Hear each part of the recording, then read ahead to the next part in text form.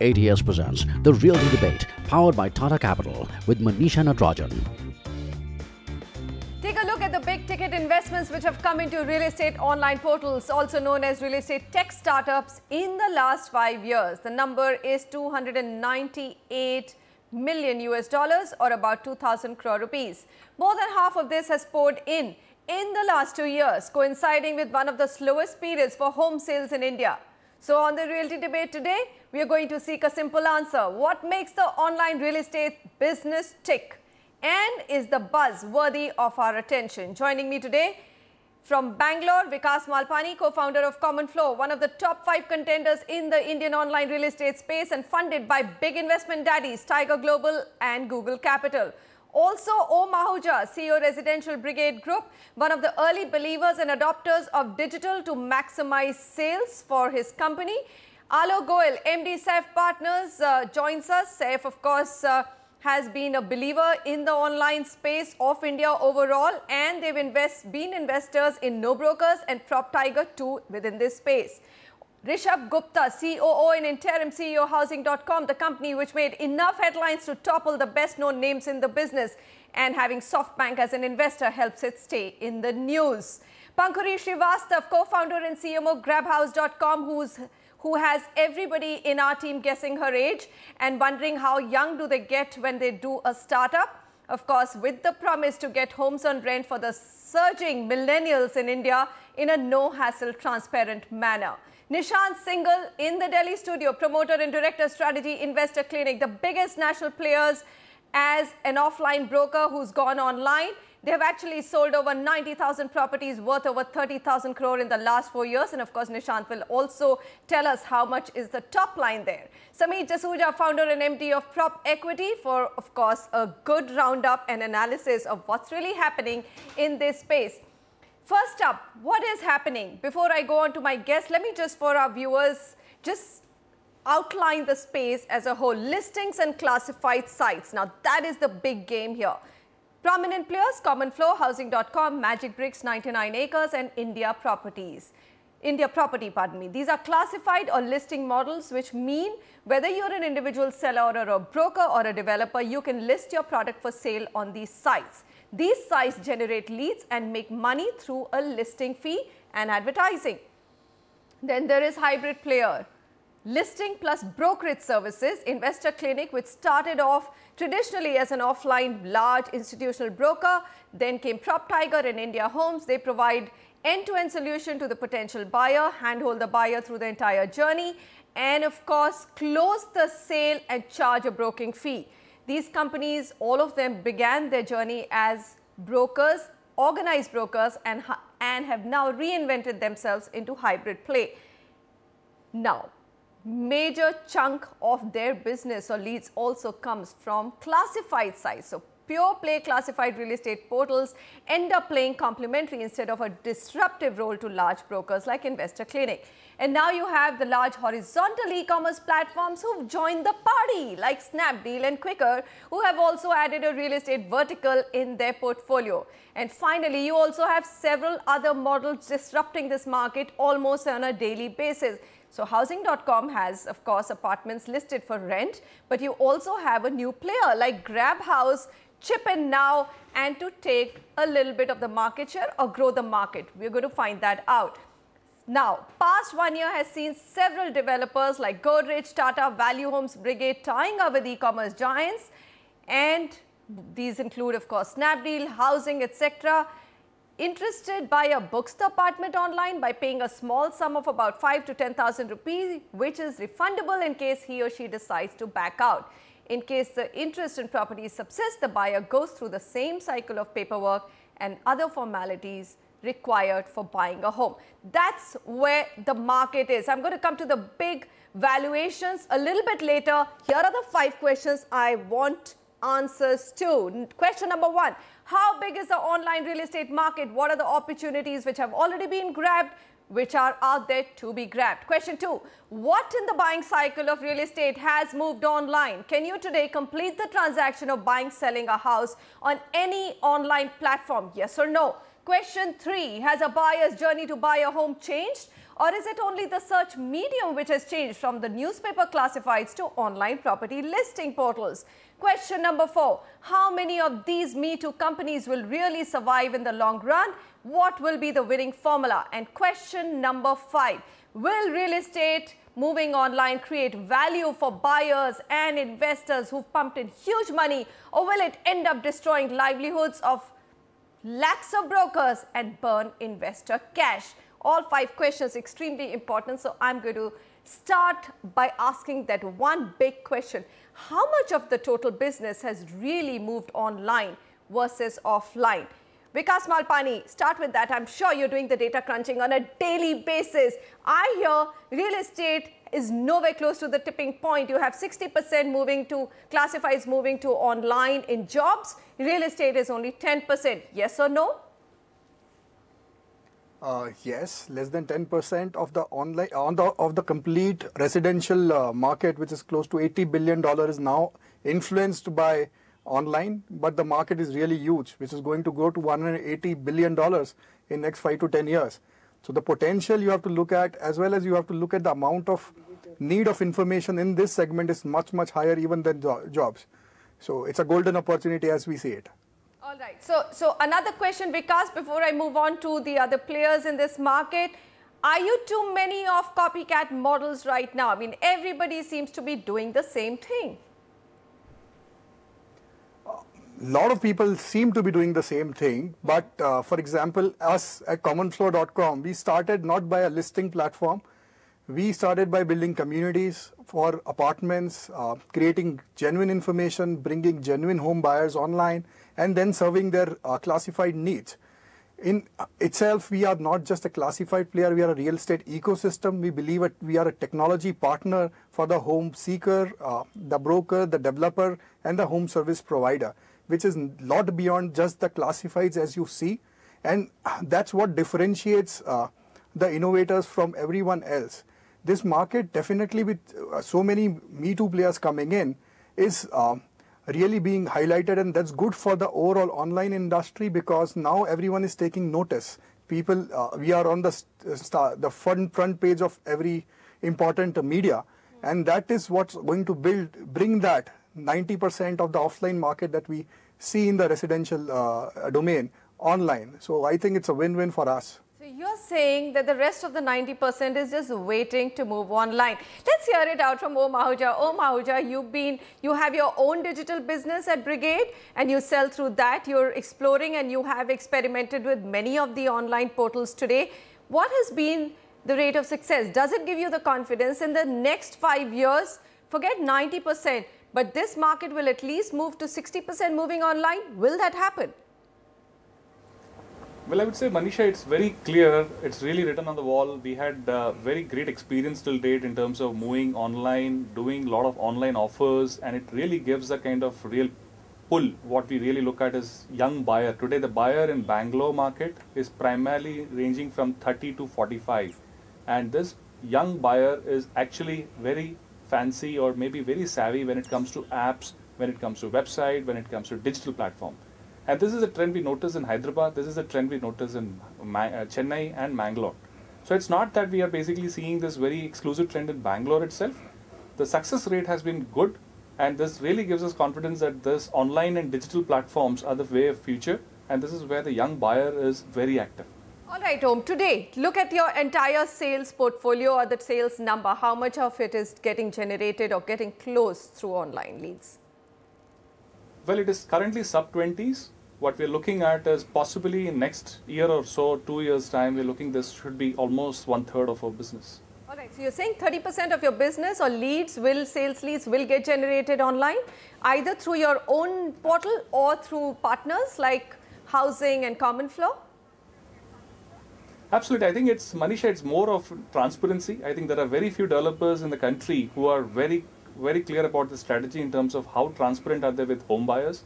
It's very important that your internal processes and systems are very established in all respects. You have reputed softwares basically running the whole systems, not that you are showing the world something and what you're doing inside is something. So it's very important when you go online, you have to be fully ready with your systems and processes that tomorrow, if something goes wrong, It's not that you are basically not prepared, or maybe you're covering up your window dressing. In that way, developers have to really gear up when it comes to going online. And that is the confidence what we have. Fair enough. So, sir, that's the Brigade story, and I'm sure a lot of large developers are already exploring that space. Now, let's look at, Rishabh, let's come back to that figure, 180 billion by 2020, currently an $80 billion market. Housing.com got into this business with a lot of fanfare. And of course, a great campaign, blew up 120 crores. How much of the business have you actually grabbed, and where do you think this business will move for housing? How much will you be able to grow it to? In my opinion, the concept is really simple. At this point in time, there is no real platform which is actually providing users with the information that they need. Real estate is the longest purchase cycle product in everything that we know of. That being said, when it comes to research, it is important that there is accurate information, there is data that is sourced from people who are building it, that is developers who are building it. That is what housing does. And we talked about there is a lot of clutter and there is a lot of things. It might look like it might look that way if you look at it from a very 20,000 feet level. If you just peel a couple of layers deeper, you would understand that there is a lot more to data and technology than just being a listing website. This is internet as a medium has a lot of power. It is an interactive medium. We launched the first home booking platform in the country. And when we did that, people thought this might be a joke, but it wasn't. It actually worked, and we've sold over 500 homes over the last 3 months just online, with people swiping their cards online. And this is just the beginning of things. We've just launched our product, and going forward, there will be a lot more of them. Technology, innovation, and data is going to shape how this industry is going to move forward. Every developer, every stakeholder in this industry has accepted that online is the future.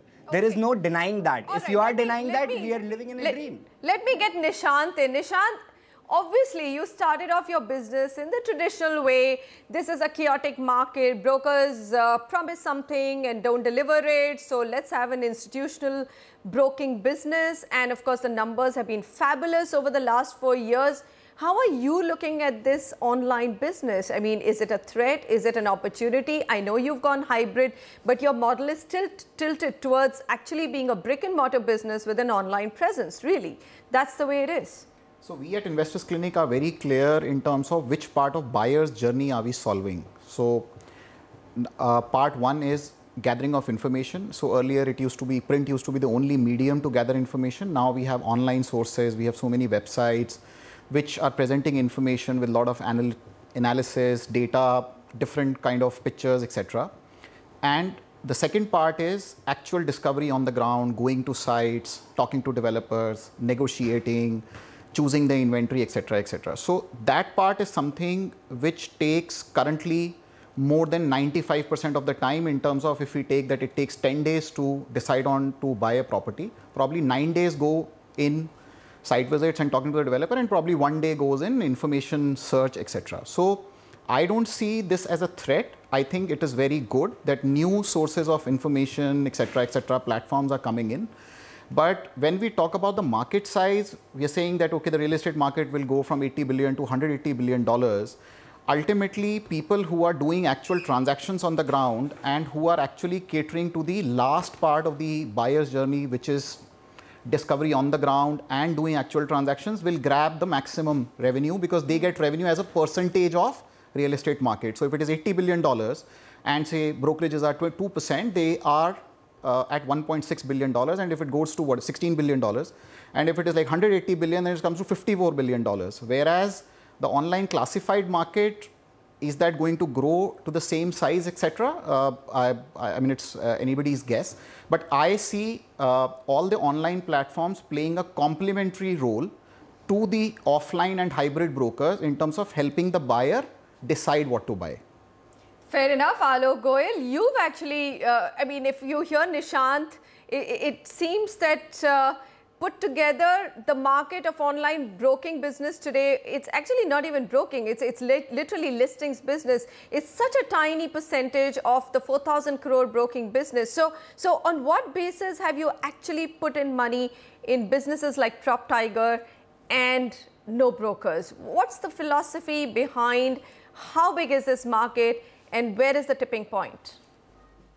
So when you're actually doing investment in a business and you're in a very, very early stage on that business, you pretty much don't have any of the revenue and those kind of metric to base your decision in terms of the valuation. So the real way a valuation can be done is in terms of how big this business can become. And if you're talking about $180 billion as the opportunity size for real estate market in India, and if the largest player ends up grabbing 10% of that market, that is easily $18 billion of housing money flowing through that company. And then the question comes is in terms of for realizing that value of $18 billion or $36 billion, whatever percentage we assume, what is the money that will actually go in to realize that value? And you basically need to spend that much of money to actually create that kind of a valuable business. One very important thing to distinguish when we are actually talking about any other valuation is that this money is going into the company. This money is going to be spent in terms of salaries of engineers. This money is going to be spent in terms of creating the brand campaigns. This money is going to be spent in terms of building the products and creating a market that was behaving in a certain way, and you have to inculcate new behaviors in that market. And there is a certain amount of money that has to be spent in building that kind of a valuable business. So when you're actually valuing the business, you really look at what is the opportunity size that you're actually aiming to achieve, and then how much money will go in terms of realizing that business. And it is very difficult to predict future. For example, how many of us were carrying these kind of powerful smartphones in our pockets 5 years back, or how many of us were having data packs on our mobile phones or were communicating over WhatsApp? And you know what, all of these phenomena have happened in last 5 years. Nobody had predicted these kind of things. So future comes much earlier than what we ever imagined. And in order to realize that future value, you have to spend certain amount of money to realize that value. And that is how the valuations come in. All right, Alok Goyal. So let's just go on to that valuation game and see what's been happening. Common Flow, founded in 2007, valuation believed to be valued at about $130 million. At its last round of capital infusion, has raised $57 million. In fact, it has raised in 7 rounds, received funding from Google Capital in January this year. This was Google Capital's 3rd investment in Asia, and of course has investors like Axel Partner, Google Capital and Tiger Global. Let's come to our other guest today and his business, Housing.com, founded in 2012. Imagine an incumbent which comes in just 5 years later. Valuation, there are various figures floating around. In June this year, Quicker supposedly, or at least the rumors are, that offered to pay around 1,100 crore rupees or $175 million to buy the firm. Has raised, how much capital has it raised? About 120 million since dollars, that is since 2012. SoftBank led a $90 million investment in Housing.com along with Falcon Edge and other investors in December last year. Investors are SoftBank, Nexus Venture Partners, Qualcomm Ventures, Helion Advisors, so all the big daddies. Then you have PropTiger, which was founded in 2011. News Corp picked up 25% stake and for about 30 million. That's about 186 crore, valuing the company at $120 million. I'm going to stop here because there are just too many, 99 acres, we don't know. Sameer Jasuja, step in here. Look at the numbers. Investors are saying it's a great story. The revolution that you've seen, both on the internet, the mobile penetration, the size of the market, the amount which has moved online is so small. How can you go wrong with online business? Do you agree? Well, you can't go wrong with an online business. I think that's a foregone conclusion that the business, both of, especially of the classified segment, which is now 80% still with the newspaper community, is going to slowly move towards online, and that market is large enough, 4,000 crores as they put it. That's one market. I think the property brokerage market is going to be supported by that, as well as building their own websites. Is going to help them generate more leads. End of the day, it's all about lead generation that's happening in the web world. So are you saying, Sameer, that in the buying cycle of real estate, what has really moved online is lead generation? Absolutely. When Housing.com says that, look, we've got 500 people swiping their cards, I know that a lot of people do swipe them, but they also cancel those deals later. I mean, I have it from the horse's mouth, the developers, on how many really translate into actual sales. See, I just want to make a few points before that because I want to complete my argument. Valuations that you were discussing, I think that the only mistake that I find that has happened in this market is too much money has been given too quickly with respect to the market size that exists in this market, and people have actually gone and blown a large part of that money with nothing to really show for it. That's the only sad part about this market. Maybe that this kind of money could have been given over a 5-7 year period. Look at the point. There are no sales that are happening in the market, so they can't even generate any revenue if they want to. And investors are now very unhappy about that fact, and they're questioning this. And this is bad for the ecosystem of internet companies. That's one. The second point that you were asking me is yes, online sales having moved, really, that's only happening because the online players are offering much larger discounts. No, worldwide it doesn't really happen. Rentals, people do rent properties, but globally, online sales have rarely happened unless you're offering a really large freebie on the web where the guy is passing on his entire brokerage or the developer is given some extra discount in an environment where sales are not happening.